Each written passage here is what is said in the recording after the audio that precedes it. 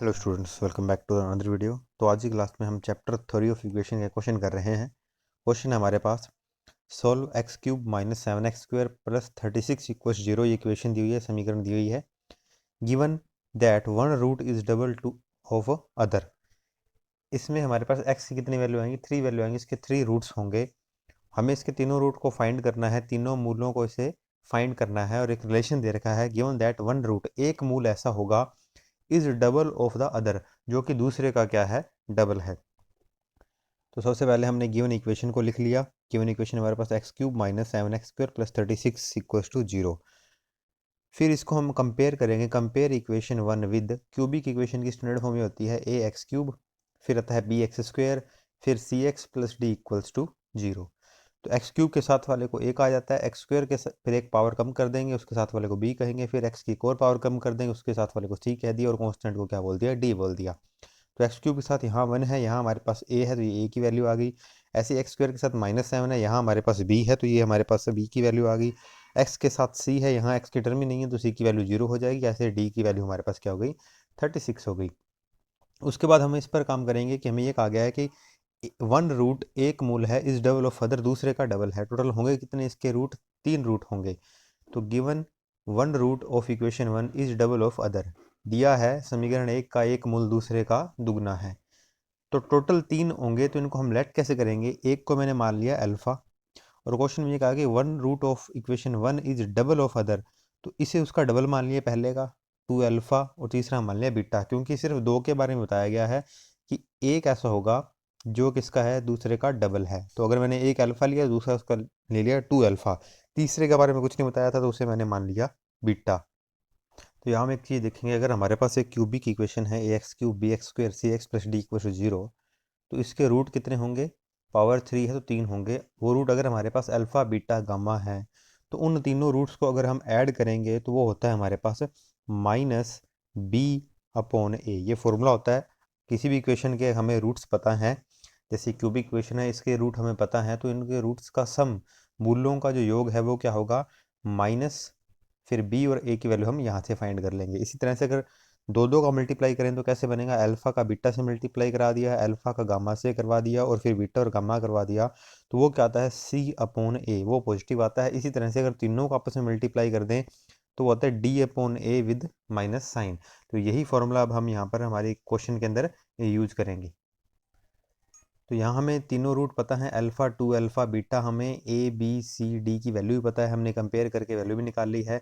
तो तीनों का सम ऑफ रूट्स, मूलों का योग, तीनों को सम करेंगे तो अल्फा 2 अल्फा प्लस बीटा हो जाएगा। और फॉर्मूला क्या था? माइनस बी अपॉन ए। बी की वैल्यू हमारे पास, पहले तो ये जो माइनस है इसे लिखा मैंने, फिर बी की वैल्यू हमारे पास -7 है इसे लिखा, और ए की वैल्यू क्या है? 1 इसे लिख दिया। ये माइनस और माइनस आपस में कट जाएंगे तो +7 बन जाएगा। इन्हें ऐड करेंगे तो ये 3 अल्फा हो गया प्लस बीटा इक्वल्स टू 7। ये इक्वेशन नंबर 2 बन गई। तो क्वेश्चन में करना क्या था हमें? हमें क्वेश्चन में ये कहा गया है, सॉल्व दिस इक्वेशन, मतलब एक्स की जो 3 वैल्यूज़ हैं वो फाइंड करनी है। वो 3 वैल्यूज़ में एक रिलेशन दे रखा है कि वन रूट जो एक वैल्यू होगी वो दूसरे की डबल होगी। तो वो ये हमने 3 वैल्यू मान ली, एक अल्फ़ा, दूसरी उसकी डबल 2 अल्फ़ा, और तीसरे को मान लिया बीटा। तो कुल मिला के हमें इन्हीं तीनों को फाइंड करना है, जिसमें अगर अल्फ़ा फाइंड कर लेंगे तो पहली 2 वैल्यूज़ मिल जाएंगी, और फिर बीटा फाइंड करते ही थर्ड वैल्यू हमें मिल जाएगी। तो अल्फ़ा और बीटा में एक इक्वेशन बन गई। अब हम करेंगे दो दो का मल्टीप्लाई, तो इन दोनों का मल्टीप्लाई करेंगे अगर हम, तो ये बनेगा 2 अल्फा स्क्वायर, फिर अल्फा और बीटा का मल्टीप्लाई करेंगे तो ये अल्फा बीटा बन गया, और फिर 2 अल्फा और बीटा करेंगे तो 2 अल्फा बीटा बन जाएगा। अभी हमने फॉर्मूला देखा था, उसमें आता था सी अपॉन ए। यहाँ सी की वैल्यू 0 है, ए की वैल्यू 1 है, तो 0/1 0 बन जाएगा। ये हमारे पास ऐड हो जाएंगे, तो ये अल्फा बीटा में एक और इक्वेशन हमारे पास बन गई। इसी तरह से फिर हमने देखा तीनों का मल्टीप्लाई, अगर इन तीनों का मल्टीप्लाई करेंगे तो ये बन जाएगा 2 अल्फा स्क्वायर बीटा, वो था माइनस डी अपॉन ए। यहाँ पर हमारे पास डी की वैल्यू है 36 और ए की वैल्यू है 1, तो -36/1 हमारे पास यहाँ आ गया। ये 2 अल्फा स्क्वायर बीटा की वैल्यू आ गई।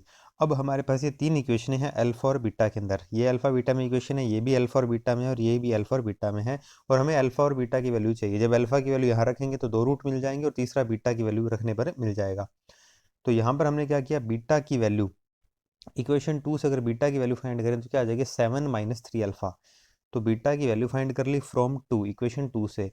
इन 3 पुट कहाँ कर रहे हैं? 3 के अंदर, यहाँ बीटा की वैल्यू पुट कर देंगे। जब बीटा की वैल्यू पुट करेंगे ये सारी इक्वेशन अल्फा में आ जाएगी, इससे हमारे पास अल्फा की वैल्यू मिल जाएगी।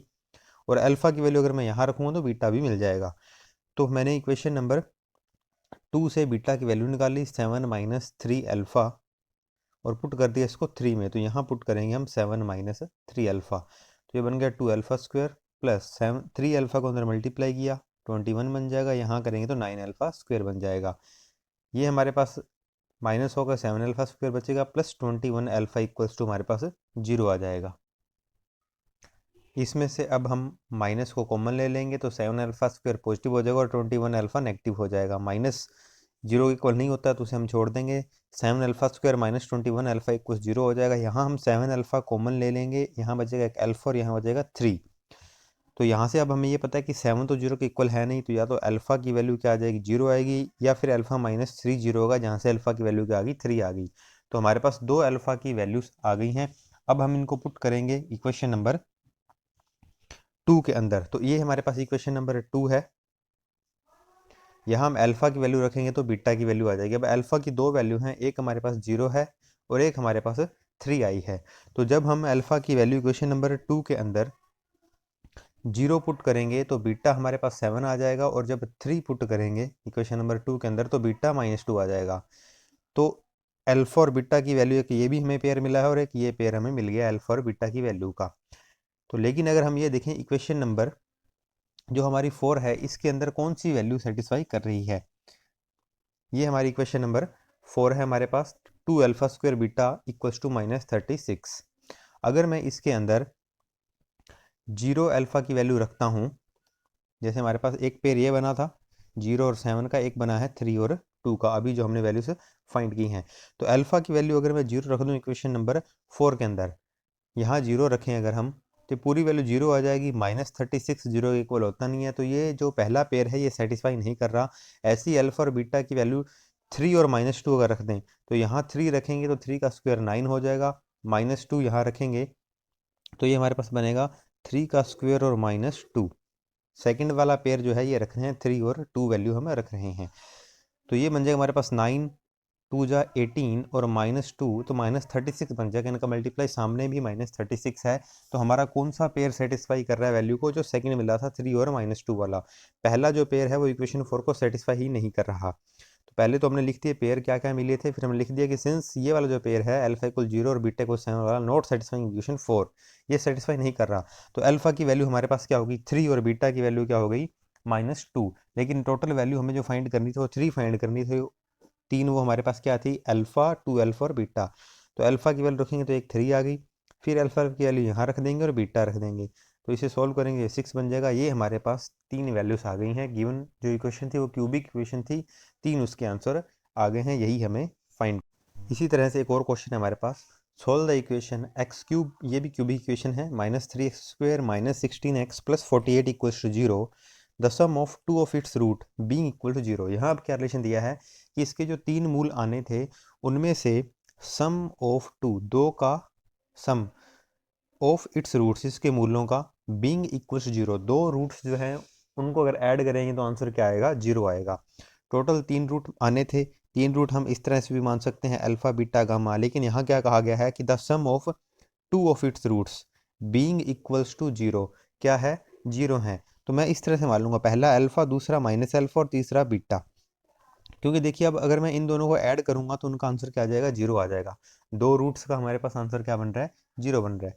तो सबसे पहले गिवन इक्वेशन को लिखा, फिर हम लिखा given sum of two roots of equation 1 are equals to 0, ये क्वेश्चन में दिया है समीकरण 1 के दो मूलों का सम इक्वल्स 0 शून्य है। तो इसलिए मैंने 3 कैसे माने, therefore let roots are, माना मूल क्या है एक अल्फा माइनस अल्फा बीटा, क्योंकि इनको मैं ऐड करूंगा 0 बन जाएगा। अब हम सेम ही फॉर्मूला लगाएंगे जो हमने लास्ट क्वेश्चन में लगाया था। पहले क्या करते हैं, सम ऑफ रूट्स देखते होते हैं, मूलों का योग। वो हमारे पास जो भी 3 मूल हैं, 3 रूट्स हैं, इनको हम ऐड करेंगे। फॉर्मूला अकॉर्डिंग होता है -b/a। b कौन होता है, जो एक्स स्क्वायर के साथ होता है, तो -3 है b की वैल्यू, ये वाला माइनस फॉर्मूले का, और a की वैल्यू क्या है यहाँ पर 1। तो ये अल्फा से अल्फा कट जाएगा, बीटा की वैल्यू 3। तो एक आंसर तो हमारे पास आ ही गया, ये 3 वैल्यू फाइंड करनी थी जिसमें से एक तो हमारे पास आ ही चुका है। फिर दो का मल्टीप्लाई, इन दोनों का मल्टीप्लाई करेंगे तो माइनस अल्फा स्क्वायर बनेगा, इनका माइनस अल्फा बीटा, फिर थर्ड और फर्स्ट करेंगे तो प्लस अल्फा बीटा बन जाएगा।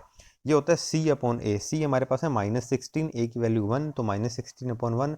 यहाँ अल्फा बीटा और अल्फा बीटा कट जाएंगे, अल्फा स्क्वायर इक्वल्स टू -16 आ गया, अल्फा स्क्वायर इक्वल 16, अल्फा की वैल्यू क्या आ गई 4। तो अल्फा की वैल्यू मैं इन दो जगहों पे रख दूंगा, बीटा फाइंड कर ही चुके हैं, ये हमारे तीनों रूट हमें मिल जाएंगे। अल्फा की वैल्यू 4 यहाँ रखी, फिर हमने यहाँ पर 4 रखा तो दूसरा -4 बन गया और तीसरा हमारे पास क्या बन गया 3।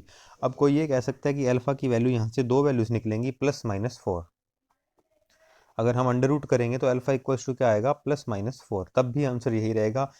जब प्लस लेंगे तब ये आंसर बना है। अगर मान लेते हम अल्फा की वैल्यू क्या ले लें -4 ले लें, ये वैल्यू लें, तो जब मैं अल्फा की वैल्यू यहाँ रखूँगा पहले तो आएगा -4, फिर सेकंड जगह रखूँगा वो वाला माइनस इस माइनस से कट जाएगा 4, और बीटा तो 3 आया, तब भी यही हमारे पास 3 आंसर बनेंगे। तो वीडियो अच्छी लगी तो वीडियो को लाइक करें, शेयर करें और चैनल को सब्सक्राइब करें। Thank you students.